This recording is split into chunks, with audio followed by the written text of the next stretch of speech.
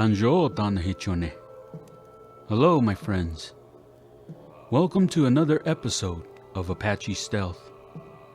Tonight's story, The Crazymaker, as told by the ancients, and now by D'akhenya Montoya.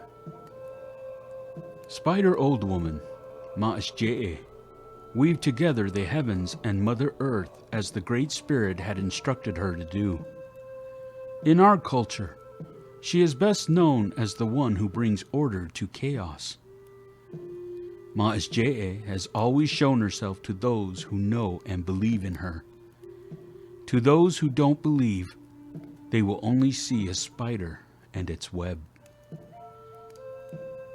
Long ago, a woman and her warrior husband lived in a cave on the side of a cliff.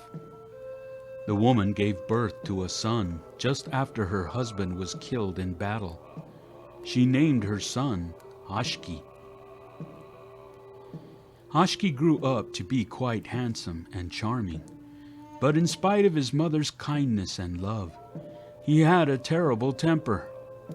Hashkee became a man who developed an insatiable need to find the perfect woman, a woman who could fulfill his entire needs, and someone that he would never grow tired of being with.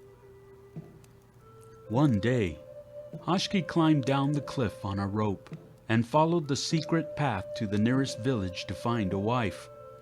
Using his great charm, he found a beautiful woman who was a good cook and who could grind corn. He married her and brought her back to the cave to meet his mother. Even though his wife was beautiful and did all she was told, he soon grew tired of being with her. Hashkee's anger grew, and one night he took his wife to another part of the cliff. He tossed her off onto the rocky bottom below, where she died. The next day, Hashkee climbed down the cliff.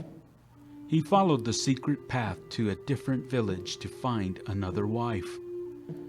Hashkee found a woman, more beautiful than the first.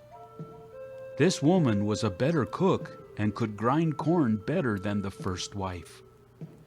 Hashkee married her and brought her home to his mother waiting in the cave.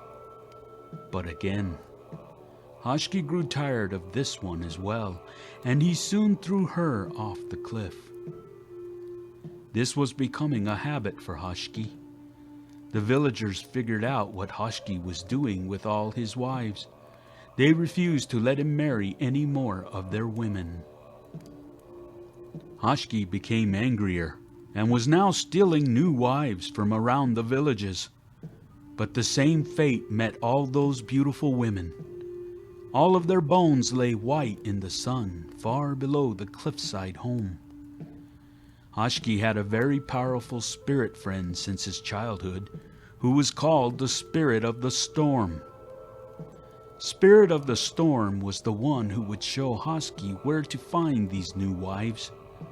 One day, Spirit of the Storm told Hashkee about a village far away. There he would find the most beautiful woman, the daughter of a chief. That night, Hashkee made ready for his trip. His mother had caught on to what Hashkee was doing with all his wives. She begged him to stop throwing them from the cliff. Hashkee told his mother that if she made him angry, he would throw her off the cliff as well. Hashkee's mother became fearful that she too would meet the same fate as her son's wives. From that day on, she stopped hearing and seeing. She moved about like a dead woman. Hashkee left on his search, and with the help of his friend Spirit of the Storm, he found the village located next to a great river. Using his striking charm, he convinced the chief, the daughter, and all the tribe that he was a great man. They happily let him marry the chief's daughter, Koko'noiints. At first, Hashkee was very happy and content that he had married the daughter of a great chief. She was the most beautiful of all the wives. She was the best cook, and could grind corn faster than any woman in her tribe. But before long, Hashkee began to grow tired of her too. One morning, Hashkee took Koko'noiints to a part of the cave she had never seen before. He showed her a room filled with blue corn. He told her that if she truly loved him, she would shell and grind all the blue corn in the room before he got home that night. Hashkee then left to visit with his friend, Spirit of the Storm. Koko'noiints was frightened by her husband's strange request. Although she was very fast at shelling and grinding corn, she knew she could never finish before her husband came home. She sat in the room of the blue corn and began to cry. A voice came from behind Koko'noiints and said, "Sister, why are you crying?" She turned around to see Hashkee standing there. Koko'noiints told Spider Old Woman what her husband had asked her to do. Hashkee then took Koko'noiints to a place near the cliff. She had never been there before. She looked over the side and saw all the bones of Hashkee's past wives. She became more frightened than before. Koko'noiints cried even harder, saying, "My husband has a terrible temper. When I don't finish grinding his blue corn, he will throw me from the cliff." Hashkee smiled and said, "Sister, do not cry. Wait here for me to return, and I will help you." When Hashkee returned, she was followed by a flock of magical turkeys. Together, Hashkee and Koko'noiints shelled the corn, while the magical turkeys ground it into blue corn meal.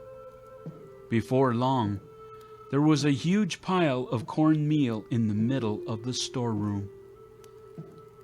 That night, Hashkee came home happy as he was imagining himself throwing his wife over the cliff. But to his great surprise, he found all the corn had been done. "What?" said Hashkee as he blinked his eyes. "Well, don't think this ends all your work, my wife." Hashkee grabbed her by the arm and took her to another part of the cave. He opened the door and pushed her in. The room was filled to the ceiling with red corn. Koko'noiints saw that there was twice as much corn as before. Hashkee told her that if she loved him, she would have this red corn finished by the time he came home the next night. The next morning, Hashkee left to visit with his friend, Spirit of the Storm. Koko'noiints called out for her friend Hashkee. Again, Hashkee came and brought with her the magical turkeys. Working together, there was a room filled with the red corn meal. Hashkee was full of rage now. He couldn't believe that this woman was able to do all this work. Hashkee took Koko'noiints to another room filled with white corn, and when he came home again, he found a room filled with white corn meal. On the fourth night, Koko'noiints had finished another room that was filled with multicolored corn turned into cornmeal. Hashkee knew that he could not throw his wife off the cliff, as she was very good at shelling and grinding corn. He would have to come up with a new plan. That night, Hashkee smiled as he knew his wife wouldn't be able to complete this new task he had set for her. "Tomorrow, you must travel a long distance to the north, where you will find White Mountain Lake," said Hashkee. "There, you will bring me back a jar of white water from the lake. If you're not back here by evening, that will prove to me you're a bad wife."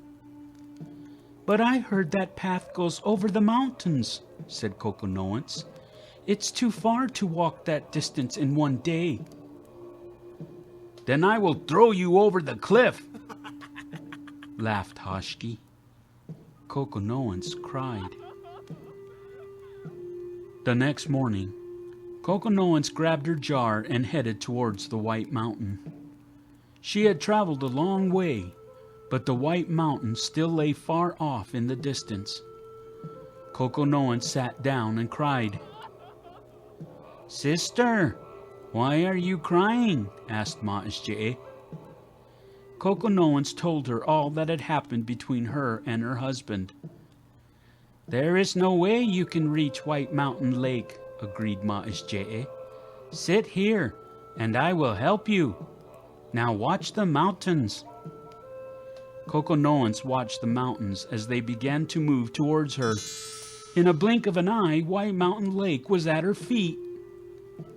Koko'noiints filled her jar with the white water, and then White Mountain returned back to where it was before. Koko'noiints thanked Ma'asje'e. She turned back down the path towards the cave. When Hashkee returned home, he saw the jar sitting in the middle of the room. He thought Koko'noiints had decided it was too far to travel, so she never left the cave. But to his surprise, when he looked inside the jar, it was filled with white water. Hashkee picked up the jar and took a drink. He turned to look at his wife. "I can't believe it," Hashkee said. "This is the white water from White Mountain Lake. But this doesn't prove anything. You are not a good wife.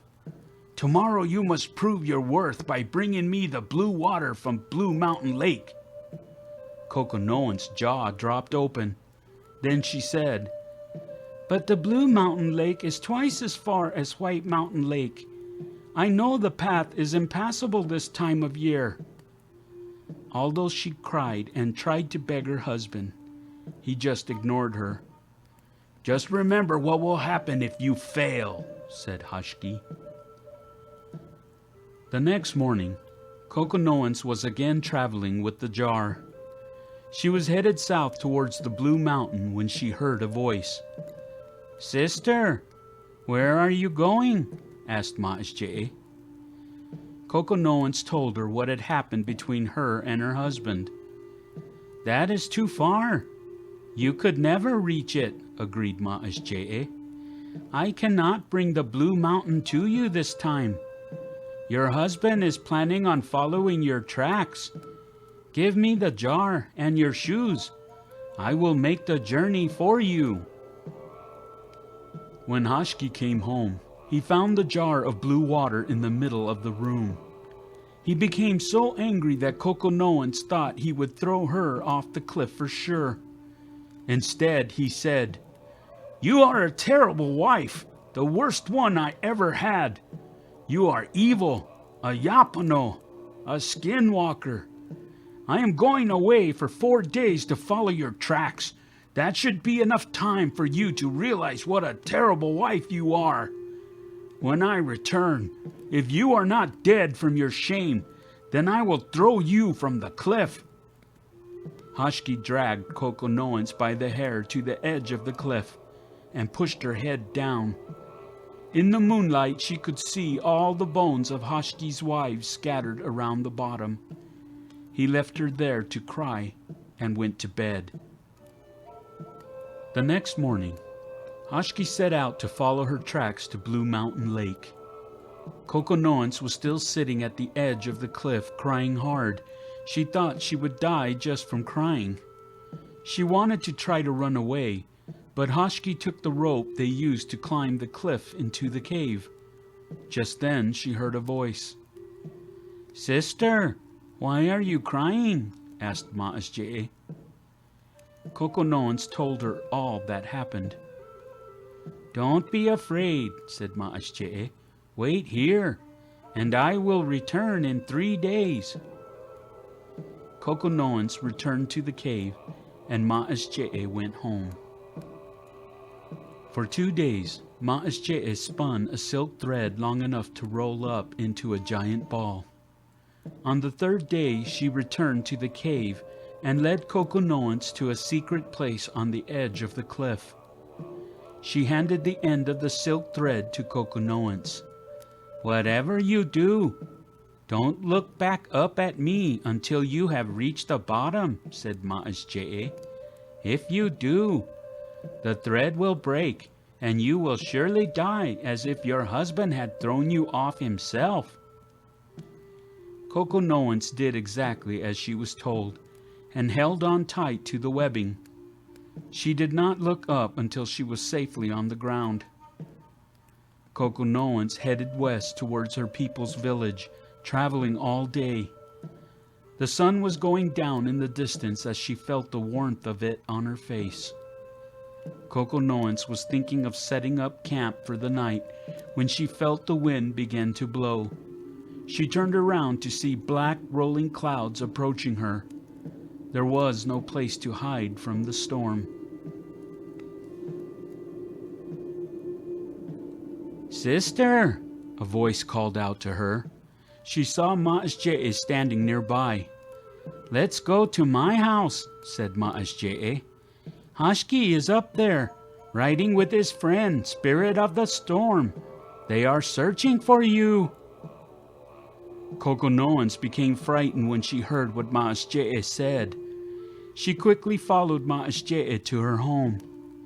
When she got there, she saw that Ma'asje'e's home was too small for her to fit into. Ma'asje'e told Koko'noiints to stick her foot into the entrance of her home. She did as she was told. As Koko'noiints stuck her foot into the doorway, the home began to grow larger. It grew until she could fit inside the house. When they both were inside, they could hear the voice of Spirit of the Storm. He echoed like thunder from the far mountains and cliffs. Male rain dropped in heavy sheets from the sky. Hail pounded Mother Earth like rocks. Lightning flashed from all sides, striking Ma'asje'e's home over and over again. Inside the home, Ma'asje'e and Koko'noiints stayed warm, safe, and dry. When Hashkee saw that Spirit of the Storm could not kill Koko'noiints, he slid down the clouds until he reached Mother Earth. Hashkee sent his friend Spirit of the Storm away and attacked the home. Ma'asje'e went to her bedroom and grabbed 4 knives that were made of black obsidian. She handed 2 of them to Koko'noiints. Just as she did, Hashkee broke through the front door. Together they both attacked Hashkee's legs, stabbing them repeatedly until he fell to the ground. They both fought as hard as they could, and when it became silent, Hashkee lay dead on the floor. Koko'noiints was still trembling. She helped Ma'asje'e drag Hashkee out into the forest. They left his body there to become bones, just like he did to his other wives. Koko'noiints stayed with Ma'asje'e for 8 months. She had learned she was pregnant. Koko'noiints gave birth to twin sons. When she was strong enough, she made the journey back to her village to be with her people. By then, all that was left of Hashkee were his bones, bleached white by the sun. Many years had passed as the bones lay there on the ground. Koko'noiints raised her twin sons in the house of her father and had erased the memory of her dead husband. Hashkee's friend, Spirit of the Storm, never stopped grieving for his friend. One day, the Spirit of the Storm's mother, the Spirit of Reason, sent a fly out to find the bones of Hashkee. She saw the grief on her son. She then called to her sister, Spirit of Memory, to bring the bones of her son's friend back.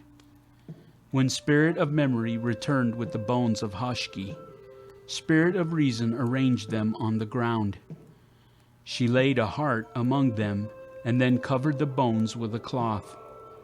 The Spirit of Memory had gotten the heart from Usen, the Great Spirit. Spirit of Reason went to the north side of the bones and stretched her arms out and said, "Bones, return to the way you were." There was a popping sound as the bones on the north side came back together, connecting to each other. Spirit of Reason did this to the east, south, and west, until the skeleton was again reconnected. Spirit of Reason then told the bones to rise up. Flesh formed around the bones, and they became Hashkee again. The heart began to beat, and Hashkee arose from the ground. The only difference between the old Hashkee and the new one was that he now had a different heart. Spirit of Reason told Hashkee that it was his bad deeds that had gotten him killed.